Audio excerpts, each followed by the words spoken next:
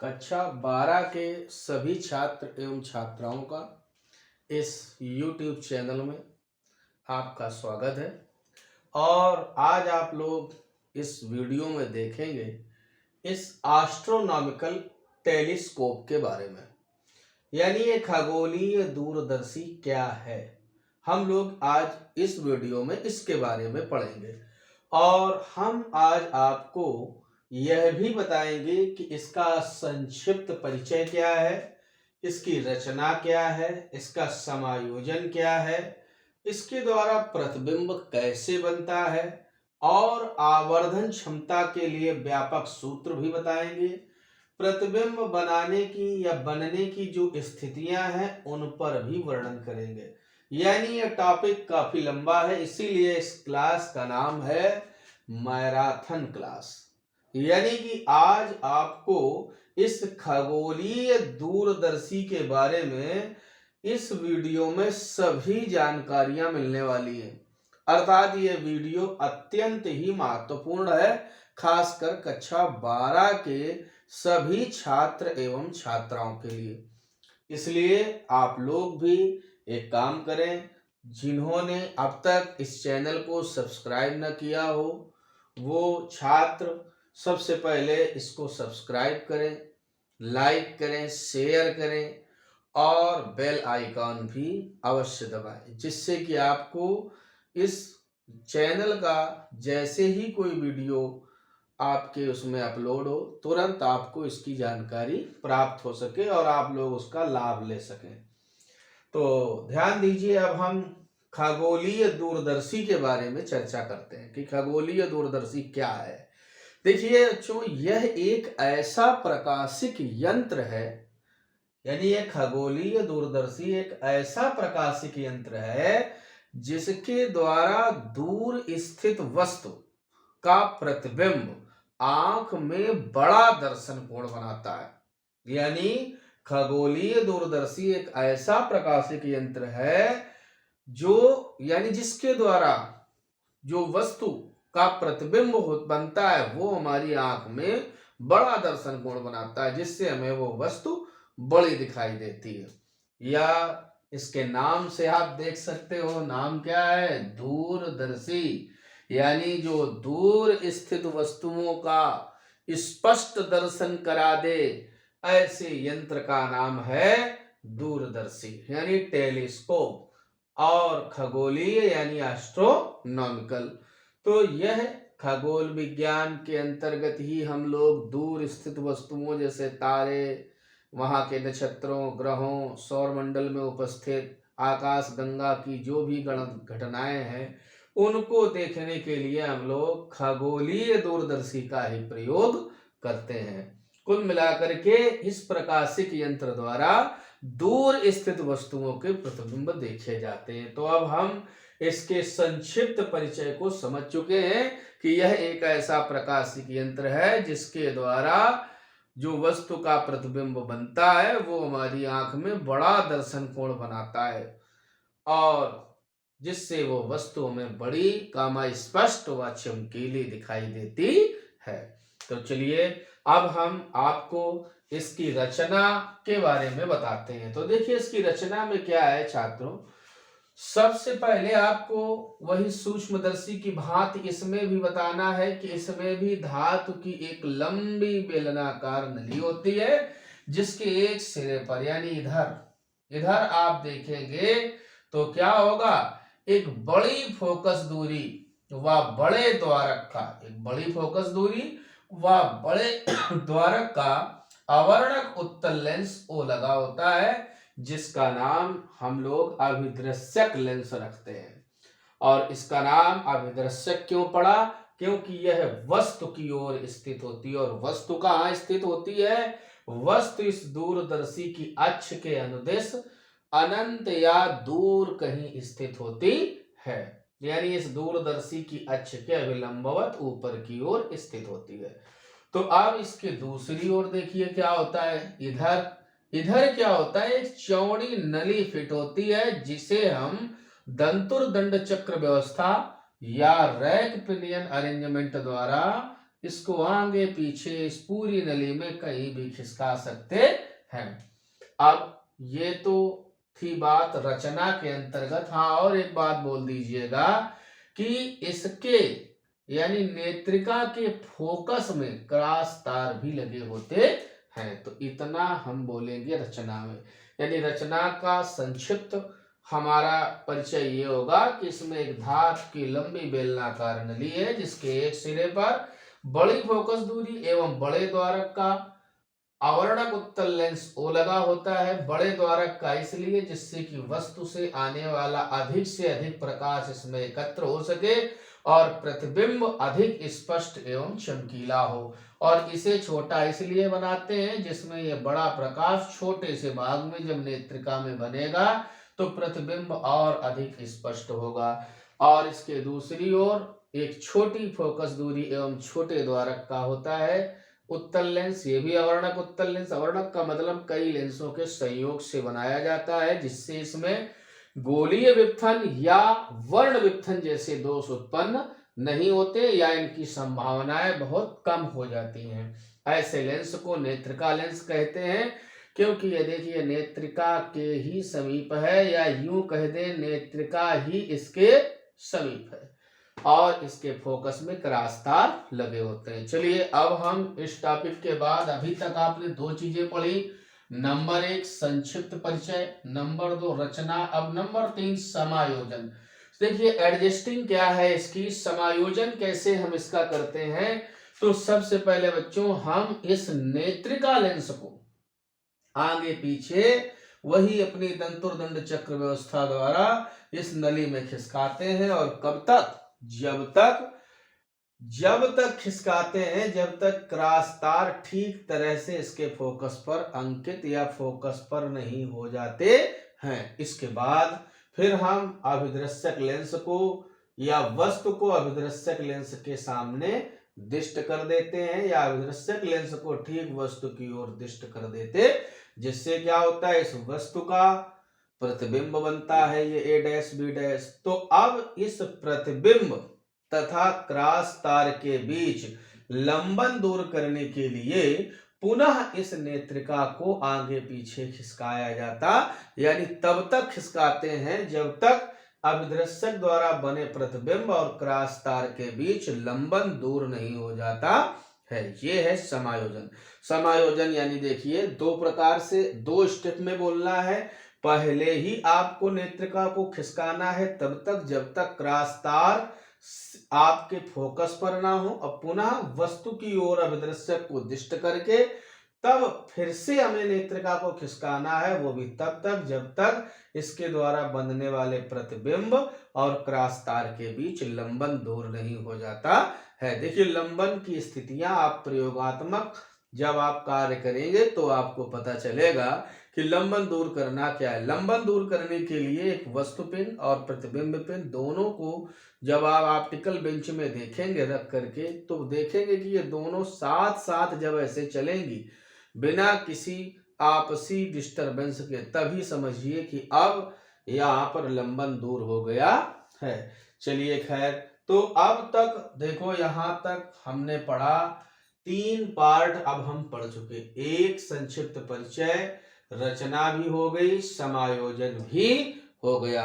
हम ये बार बार क्यों कह रहे हैं कि ये इतना हो गया उतना हो गया इतना, देखिए बात ये है बच्चों कि जितना एग्जाम में पूछा जाए जवाब उतने का ही दिया जाना है, क्योंकि ये पार्ट बहुत महत्वपूर्ण है और बहुत ही विस्तृत है। इसलिए हमें कोई पूरे पार्ट का हल नहीं देना है एक साथ में। यदि हमसे एग्जाम में केवल प्रतिबिंब के बनने की चर्चा करेंगे तो हम प्रतिबिंब का बनना बताएंगे, रचना और समायोजन पूछे तो उसको बोलेंगे, अगर प्रतिबिंब बनने की स्थितियों के बारे में पूछेगा तो उसको बताएंगे। लेकिन ध्यान रहे चित्र हर जगह बनाना पड़ेगा, क्योंकि बिना चित्र के किसी भी पार्ट को बता पाना संभव नहीं है। तो इसलिए चित्र को अत्यंत साफ सुथरा एवं स्पष्ट बनाएं। तब अब आप देखें इसके बाद का पार्ट जहां पर हम आपको बताने जा रहे हैं, अत्यंत इंपॉर्टेंट टॉपिक है यह भी। इसका देखिए इंपॉर्टेंट तो पूरा है, लेकिन प्रतिबिंब का बनना इन सब में से इंपॉर्टेंट है। देखिए प्रतिबिंब कैसे बनता है। अब हम इसमें एक वस्तु ले लेंगे ए बी, और वो भी कहाँ रखी होगी, अनंत में या दूर कहीं स्थित, क्योंकि दूर का ही दर्शन कराता है ये प्रकाशिक यंत्र। तो वो वस्तु कहीं दूर स्थित है जो कि इस दूरदर्शी की अक्ष के अनुदिश है। अब अगर दूर स्थित है, देखो बच्चों, तो वहां से आने वाली प्रकाश किरणें परस्पर कैसी होंगी, समांतर। तो जब ये समांतर किरणें इस लेंस में आपतित होती हैं, तो हम जानते हैं प्रतिबिंब बनाने के नियम से कि जब कोई वस्तु अनंत में स्थित होती है तो प्रतिबिंब उसका कहाँ बनता है, फोकस में ठीक नीचे, फोकस पॉइंट के ठीक नीचे। तो वैसे ही इस वस्तु ए बी का जो प्रतिबिंब बनेगा वो कहां पर बनेगा, इस अभिदृश्यक लेंस के मुख्य फोकस के ठीक नीचे। वो भी कैसा, ये आपकी वस्तु जो ए बी है, ये प्रतिबिंब देखिए वास्तविक है, कामा उल्टा है, तथा आकार में वस्तु से छोटा है। तो अभिदृश्यक ने तो प्रतिबिंब बना दिया, परंतु बात यह है कि ये जो नेत्रिका लेंस है, ये इसके लिए यानी ये जो प्रतिबिंब ए डैश बी डैश है, यह नेत्रिका के लिए तो वस्तु का काम करता है। किसका काम करता है, वस्तु का। तो अब नेत्रिका क्या करेगी, नेत्रिक क्यों वस्तु का, क्योंकि यह इसके फोकस के अंदर आ गया। अब फोकस के अगर अंदर आ गया तो अब इसके द्वारा जो प्रतिबिंब बनेगा वो कैसा होगा, आभासी होगा, सीधा होगा और आकार में वस्तु से बड़ा। तो आप देख भी सकते हो कि नेत्रिका द्वारा, किसके द्वारा, यानी इस नेत्रिका द्वारा जो आप देखेंगे वो इस वस्तु ए डैश बी डैश, अब इसके लिए यह वस्तु है तो यह नेत्रिका लेंस इस ए डैश बी डैश का आभासी कामा सीधा तथा आकार में वस्तु से बड़ा प्रतिबिंब कहाँ पर, प्रारंभ में तो यह स्पष्ट दृष्टि की कहाँ पर बनता है, न्यूनतम दूरी पर। कहाँ पर बनेगा, प्रारंभ में तो यह स्पष्ट दृष्टि की न्यूनतम दूरी पर बनता है, परंतु हम इसे कहाँ पर, परंतु हम इसे और भी आगे अनंतता तक बना सकते हैं। तो ध्यान रखना, प्रारंभ में कहाँ बनता है, नेत्रिका लेंस से कितनी दूरी पर, स्पष्ट दृष्टि की न्यूनतम दूरी पर बनता है। और ध्यान दीजिए यहां से इस नेत्रिका लेंस से इस वस्तु की, अब यहाँ पर ए डैश बी डैश इसके लिए वस्तु का जब काम करेगा तो इसकी दूरी भी वस्तु के रूप में होगी। यू तो लिखते हैं लेकिन नेत्रिका की वजह से यू ही हो गया। तो अब इस तरह से हमारा अपना अंतिम प्रतिबिंब A double dash B double dash प्राप्त हो गया। परंतु बात यह है कि अगर हमें बी डबल डैश की स्थिति ज्ञात करनी हो तो हम कैसे ज्ञात करेंगे, उसके लिए भी ध्यान दीजिए। इस बी डैश से अब आप थोड़ी देर के लिए इसको ऊपर ऐसे समझते तो इसे आप आसानी से आभासी और सीधा और वस्तु से बड़ा कह देते। तो आभासी तो दिख रहा है क्योंकि डॉटेड है, और हमें बड़ा भी दिख रहा है, लेकिन हमें ये उल्टा दिख रहा है जबकि हम आपसे बोल रहे हैं कि ये सीधा है। ध्यान दीजिए, वैसे हम भले ही इसके सापेक्ष इसे उल्टा कहें, लेकिन अगर ए डैश बी डैश के सापेक्ष देखोगे तो वो भी तो नीचे ही है। तो इसके लिए यह A double dash B double dash सीधा ही होगा। अब ध्यान दीजिए, बी डबल डैश पता कैसे चलेगा, इसके लिए बी डैश से दो विच्छिन्न किरणें लेते हैं। एक तो जाती है, देखिए ये किसके समांतर, एक जाती है ये आधार यानी मुख्य अक्ष के समांतर। तो जो ऐसे समांतर आपतित हो रही है ऐसे, वह तो अपवर्तन के पश्चात कहां से गुजर जाएगी, फोकस से। और दूसरी प्रकाश किरण जो इसके प्रकाशिक केंद्र से होकर जाएगी वो नियमानुसार बिना विचलित हुए सीधे निकल जाएगी। अब हम इन दोनों अपवर्तित किरणों को कहां की ओर, जब पीछे की ओर बढ़ाते हैं तो ये बी डबल डैश पर मिलती हुई प्रतीत होती हैं। प्रतीत होना इसलिए क्योंकि ये आभासी है। तो जब हम इन दोनों अपवर्तित किरणों को पीछे की ओर तो बी डबल डैश की स्थिति, तब हमें बी डबल डैश की स्थिति प्राप्त हो जाती है और प्रतिबिंब भी हमें प्राप्त हो जाता है। तो इस तरह से हम प्रतिबिंब कैसे बनता है इसकी जानकारी हमने आपको दी। इसको आप फिर से संक्षिप्त में सुने बहुत जल्दी से कि यहाँ पर माना कोई वस्तु ए बी है जो कहाँ रखी है, इस अभिदृश्यक लेंस की जो आपकी मुख्य अक्ष है उसके अभिलंबवत रखी है और वो भी अनंत में या दूर कहीं। तो जब अनंत में है तो वहां से आने वाली किरणें परस्पर समांतर अपवर्तन के नियमानुसार ठीक फोकस के नीचे प्रतिबिंब बनेगा और वास्तविक होगा, उल्टा होगा, आकार में छोटा होगा। परंतु यह आ गया एफ डैश के अंदर तो नेत्रिका द्वारा इस ए डैश बी डैश का अंतिम प्रतिबिंब A double dash B double dash कहाँ पर बनेगा, स्पष्ट दृष्टि की न्यूनतम दूरी डी पर, जिसे और भी आगे अनंतता तक बनाया जा सकता है। और इसकी दूरी क्या होगी जब ये वस्तु के रूप में है, तो यहाँ से ये दूरी होगी यूई। और अब हम आगे बढ़ते हैं, इसके लिए हम निकालते हैं आवर्धन क्षमता। कैसे याद करेंगे, यानी आवर्धन क्षमता के लिए व्यापक सूत्र। कौन सी क्षमता, आवर्धन क्षमता के लिए व्यापक सूत्र। ध्यान दें, आवर्धन क्षमता आपको हम बता चुके हैं क्या है, किसी प्रकाशिक यंत्र से बने प्रतिबिंब द्वारा आंख में बनने वाले दर्शन कोण तथा केवल आंख से देखने पर, केवल खुली आंख से जो देखने पर वस्तु द्वारा बने दर्शन कोण के अनुपात को क्या कहते हैं, आवर्धन क्षमता कहते हैं। अब ध्यान दीजिए कि आखिरकार यहाँ पर प्रकाशिक यंत्र द्वारा, कौन से यंत्र द्वारा, प्रकाशिक यंत्र द्वारा कौन सा कोण बन रहा है, प्रकाशिक यंत्र से जो बना प्रतिबिंब है उसके द्वारा आंख में कौन सा दर्शन कोण है। तो देखिए, इस प्रकाशिक यंत्र से कहें या इससे कहें तो यही दोनों प्रतिबिंब बन रहे हैं। अंतिम प्रतिबिंब तो क्या है, A double dash B double dash. तो इसके द्वारा कहो या इसके द्वारा कहो, प्रतिबिंब कौन सा बन रहा है नेत्र में, ये बीटा बन रहा है, तो आप रख देंगे बीटा।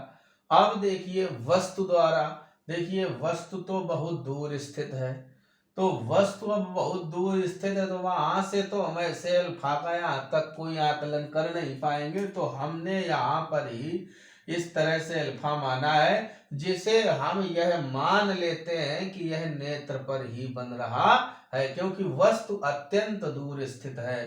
तब परिभाषा अनुसार m बराबर बीटा अपान अल्फा, क्योंकि ये क्या है, प्रकाशिक यंत्र से बने प्रतिबिंब द्वारा आंख पर बनने वाला दर्शन कोण, और ये क्या है, केवल आंख से देखने पर वस्तु द्वारा बनने वाला दर्शन कोण। इसी के अनुपात को हम इस प्रकाशिक यंत्र की क्या कहेंगे, आवर्धन क्षमता। अब बात आती है कि ये अल्फा और बीटा कोण भी कैसे हैं, अत्यंत सूक्ष्म है, क्योंकि वस्तु कहाँ स्थित है, बहुत दूर। तब अल्फा बराबर क्या रख देंगे, tan अल्फा, और बीटा बराबर क्या रख देंगे, tan बीटा। तो अब जरा इनके मानों पर गौर करो। अगर हम tan अल्फा की बात करें तो त्रिभुज ले लें ओ ए डैश बी डैश में। अगर यहाँ से tan अल्फा लेना चाहते हो तो कोण के सामने वाली भुजा को क्या कहते हैं, लंब। तो tan अल्फा के लिए लंब क्या बनेगा, ए डैश बी डैश। क्या बनेगा, ए डैश बी डैश। और आधार क्या बनने वाला है, आधार बनने वाला है ओ से ए डैश तक। कहां से कहां तक, ओ से ए डैश। अब आप इस त्रिभुज में ध्यान दें, त्रिभुज ओ ए डैश बी डैश, अगर हम ध्यान देंगे तो tan थीटा बराबर लंब बटे आधार, तो ये मिल गया। इसी प्रकार हम कहते हैं इस बीटा में जाओ तो tan बीटा बराबर, अब ये तो लंब ही वही रहेगा, यानी ए डैश बी डैश। अब आधार यदि देखोगे तो ये तो लंब हो गया, इस कोण के सामने वाली भुजा को क्या कहते हैं, लंब। अब आधार क्या होगा, देखो बच्चों, आधार होगा ई से कहाँ तक, ए डैश तक। तो यहाँ आ जाएगा नीचे ई ए डैश। तो अब हमें पता चल गया मान किसका, एल्फा का भी मान पता चल गया और बीटा का भी मान पता चल गया। तो जब ये दोनों मान पता चल गए तो हम अपने व्यापक सूत्र में रख देंगे। तो हमें क्या मिल जाएगा, इसलिए m बराबर बीटा की जगह tan बीटा यानी a dash b dash upon E A dash whole upon, फिर आप ध्यान देंगे अल्फा की जगह tan अल्फा। tan अल्फा का मान क्या है, a dash b dash upon O A dash. बोलो हमने ऐसे रख दिया तो ये a डैश b डैश से a dash b dash cut जाएगा, हमें क्या मिलेगा, m बराबर ओ A dash upon E A dash, यानी ये वाला पार्ट कहाँ चला जाएगा, ऊपर, और ई ए डैश आ जाएगा नीचे। अब चिन्ह परिपाटी का देखो बच्चों प्रयोग करेंगे। अब अगर ओ से ए डैश तक की हम आपसे दूरी नापने के लिए कहें तो यहां से यहां तक की जो दूरी होगी वो इसी अभिदृश्यक लेंस की बताइए फोकस दूरी है। तो हम यहाँ पर क्या रख सकते हैं, FO, क्या रख देंगे, FO, क्योंकि हम इसकी फोकस दूरी FO मान लेंगे और नेत्रिका की फोकस दूरी को EF ही रखेंगे। तो अब देखिए ये FO आ गया, लेकिन E से A डैश तक का मान क्या है तो UE, लेकिन चिन्ह परिपाटी के नियमों के अनुसार ये कहाँ है, ये है आपके प्रकाशिक केंद्र के बाईं ओर। तो बाईं ओर के मान कैसे रखे जाते हैं, निगेटिव।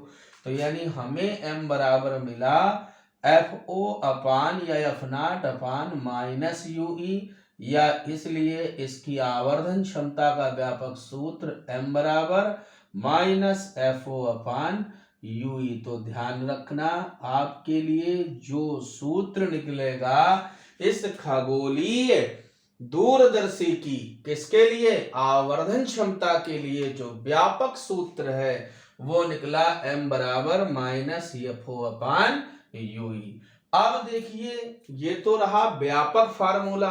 अब यदि हमें यह कह दिया जाए कि प्रतिबिंब बन कितने प्रकार से सकता है, तो हमने आपको प्रतिबिंब के बनने में ये बताया है कि प्रतिबिंब दो प्रकार से संभव है। एक तो यह बना है स्पष्ट दृष्टि की न्यूनतम दूरी पर, और एक बार तब और भी आगे बन सकता है स्पष्ट दृष्टि की न्यूनतम दूरी से लेकर अनंतता तक या उसके बीच में कहीं भी बनाया जा सकता है। परंतु हम अपने पढ़ने के लिए केवल दो प्रकार का ही वर्णन कर लेते हैं। तो पहला वर्णन तो ये था कि जब हमारा अंतिम प्रतिबिंब कहाँ पर बन रहा है, स्पष्ट दृष्टि की न्यूनतम दूरी d पर। तो इसी व्यापक सूत्र की मदद से हम उसके लिए फार्मूला ज्ञात करेंगे। तो अब हम आ जाएं अपनी पहली स्थिति में, कब, जब अंतिम प्रतिबिंब कहाँ पर बन रहा हो, स्पष्ट दृष्टि की न्यूनतम दूरी d पर बने। तो आप d पर बना ही रहे हैं, तो ऐसी स्थिति में आप ये देखें कि u बराबर क्या है, माइनस UE। u बराबर क्या है, आप वस्तु a डैश b डैश मानते हैं, तो अंतिम प्रतिबिंब यहाँ पर बनता है double dash b double dash, कहाँ पर बनता है, स्पष्ट दृष्टि की न्यूनतम दूरी d पर।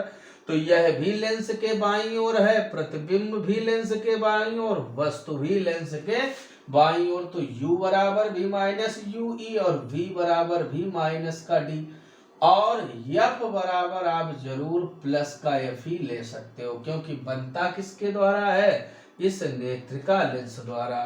तो अब आप लेंस है तो लेंस वाला फार्मूला, लेंस का सूत्र क्या होता है, 1/v माइनस 1/u बराबर 1/f। तो इसलिए 1/v की जगह क्या रखोगे, माइनस d, माइनस 1/u की जगह क्या रखोगे, माइनस UE, बराबर 1/f की जगह क्या रखोगे, 1/fe। तो हमें यहां से ये माइनस माइनस प्लस यानी 1/UE बराबर, ये माइनस वाला भी उधर ले जाएंगे तो 1/fe प्लस 1/d। अब हमें ये ध्यान देना है कि अगर हम कहीं इस पूरे से 1/Fe कॉमन ले लें सपोज दैट।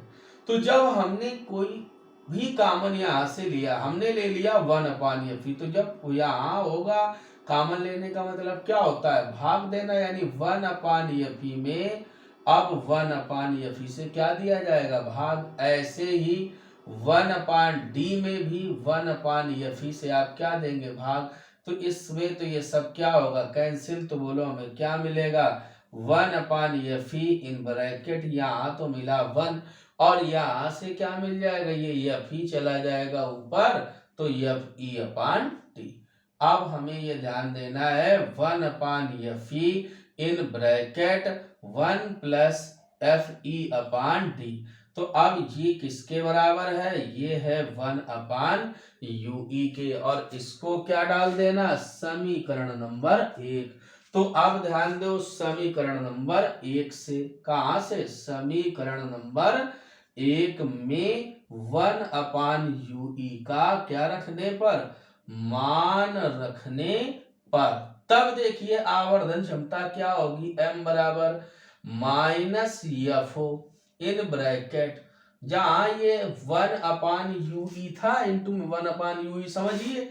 तो क्या आ जाएगा, 1/Fe इन ब्रैकेट 1 + Fe/T। तो मुख्य फार्मूला यहाँ से m बराबर -FO/Fe इन ब्रैकेट 1 + Fe/D।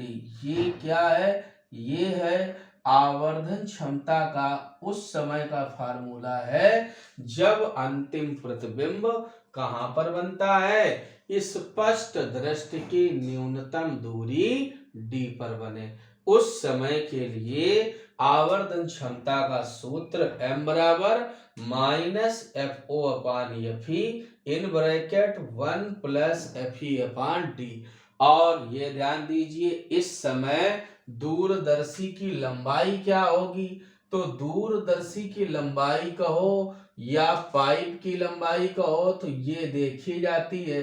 तो अब आप सोचिए, यहाँ से ये लंबाई क्या होगी, स्मॉल l बराबर, तो यहाँ से यह ध्यान दीजिए, स्मॉल l बराबर, यहाँ से ये पार्ट तो FO है, फिर इसी में UE जुड़ जाएगा, यानी mod of VO plus mod of UE, यानी बराबर L बराबर मिलेगा VO प्लस VO नहीं, यहां से इसको FO बोलेंगे, FO ही होगा, क्योंकि ये यहां से यहां तक की जो फोकस दूरी है FO, प्लस वहां से इधर की ये क्या है, इसको आप UE कह देंगे। क्या कहेंगे, क्योंकि प्रदर्शित भी है, तो यहां से हम ऐसा रख देंगे FO प्लस UE।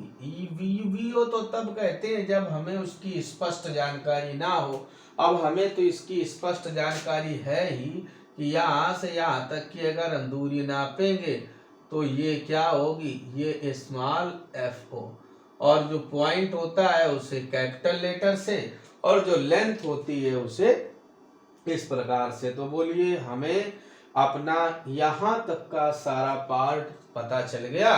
तो ये बहुत बड़ी क्लास थी, इसमें आपको पूरा इत्मीनान से बताया गया कि कैसे हम व्यापक सूत्र प्राप्त करेंगे, कैसे हम उस समय अपनी आवर्धन क्षमता का फार्मूला प्राप्त करेंगे जब अंतिम प्रतिबिंब कहाँ पर बनता हो, स्पष्ट दृष्टि की न्यूनतम दूरी D पर बनता हो। और अब इसमें एक पार्ट केवल बचा है।